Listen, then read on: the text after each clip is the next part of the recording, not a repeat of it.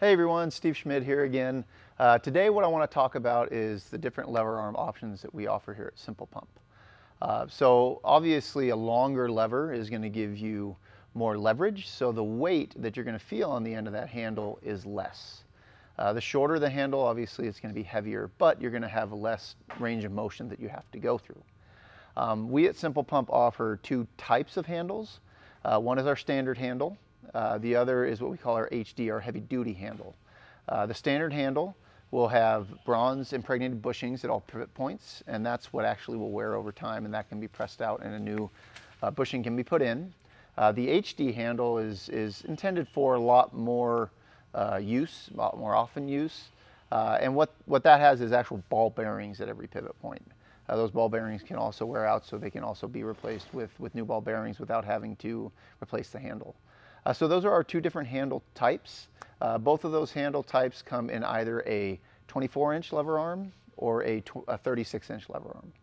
The mechanical advantage on the 24 is a 3-to-1 advantage, so the weight on the rod versus the weight on the end of the handle is a third, so 3-to-1. And then with the 36-inch arm, it's 5-to-1, so you're getting a 5-to-1 advantage on that length of a handle. When looking at what handle is best for you, we will suggest it with the quote that we provide.